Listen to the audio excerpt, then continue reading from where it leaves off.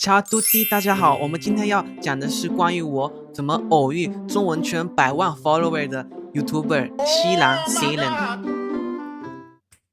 我选了布鲁塞尔的原因是：一，使用了迷幻蘑菇，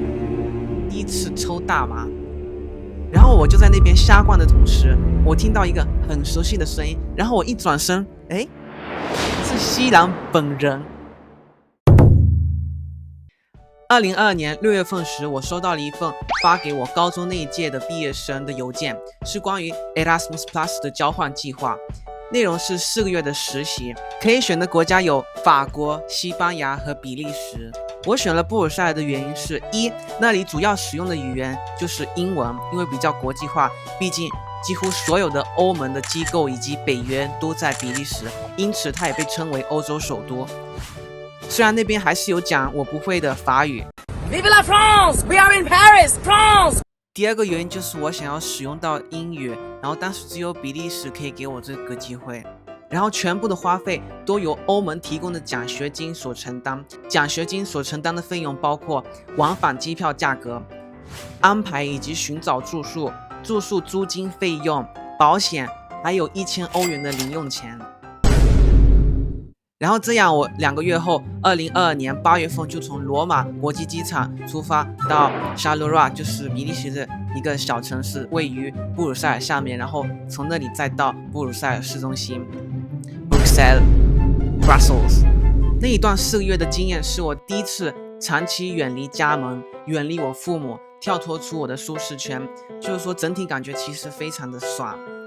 我认识了很多的朋友，虽然都是一起做 Erasmus Plus 的意大利人，所以说不是当地人，不是圈外人，但是还是很开心。就是那里有来自意大利各个地方，从北到南都有。然后我们会经常汇集在住在布鲁塞尔市中心的朋友的一个家里，然后那个家非常的小，但是它的地理位置就是非常的好，因为它在市中心。关于我的住宿的话，我是住在郊区，虽然我不会念法语，但是我试着念 Molenbeek Saint-Jean。然后我跟我别的5个室友住在一间非常大非常好的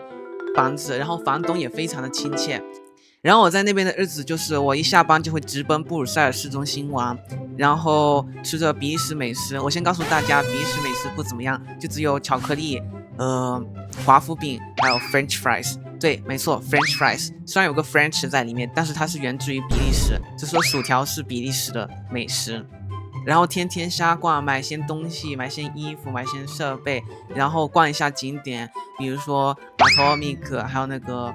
拉尿的小孩子，还有我最喜欢的地标就是 Grand Palace， 因为我对又高又大又壮观的建筑非常的着迷，比如说巴黎的埃菲尔铁塔。纽约的帝国大厦之类的。然后我第一次蹦迪的经验也是在布鲁塞尔。我第一次早上8点回家，然后直接睡到下午。然后我第一次抽大麻，大麻的味道就是比烟好闻，它的味道没有这么的刺激。然后这段 Erasmus Plus 的交换计划也使得我可以去别的地方旅游，比如说我去了阿姆斯特丹 Amsterdam， 去了安特卫普 Antwerpen， 去了鹿特丹 Rotterdam。 我在荷兰也使用了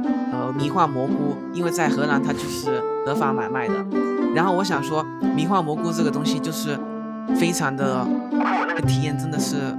有点无法形容，就是你必须要亲身经历过，你才会知道那个感觉，你才会明白那个感觉。简单的形容的话，它就是会影响到你的五感，你的感知会慢慢开始变动，你想到什么，那个东西就会慢慢的物体化成你想的东西，然后你的视觉、物体的形状都会慢慢开始变动，开始扭曲，颜色也会开始流动，然后味觉会被放大，然后你的动作就会慢下来。然后这个效果呢会持续3-4个小时。如果你想要提前结束的话，你就是要喝碳酸饮料，就是吸收糖分。然后之后的话，你就会感觉到难受。关于我对这个 Erasmus Plus 的实习最不满意的地方，就是实习本身，就因为我的工作是担任一个营销者助理 Marketing Assistant， 然后我几乎就是在电脑上屏幕前线上工作。我就是有时候会跟我的 tutor 就是带我的人，也就是那个 marketer 视讯，然后每一个星期有时候会去咖啡厅线下讨论那些策划，然后工作内容就包括撰写邮件，使用自动化的网络工具，收集并整理资料，然后之后我就提出这些 tasks concrete 的东西，没有一个明确的东西要做，他一下叫我做下那个，一下叫我做下那个，然后他之后就安排我用 WordPress 修改他们的网站，总结下来。我就是觉得我没有从这段实习经验里面学到很多的东西，虽然还是总体下来还是比较正向的，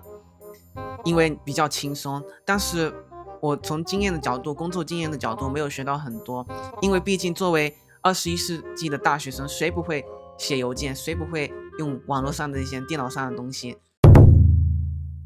接下来就是我偶遇活的真的100万 YouTuber 西兰 Silen。 故事是这样子的，就是在一个很平凡的一天，我一下班就去 Rohir 的地铁站下来，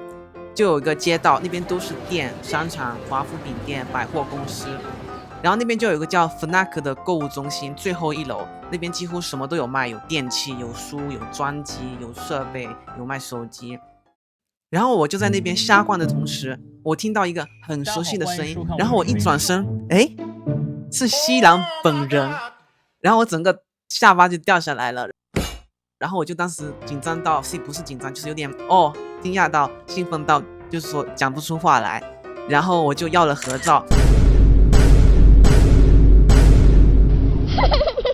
然后他当时问我你认识这个人吗？然后他指着他的哥哥托比亚斯，然后我当时就是我不知道为什么，应该是就是我本身就不知道，然后我就说不知道，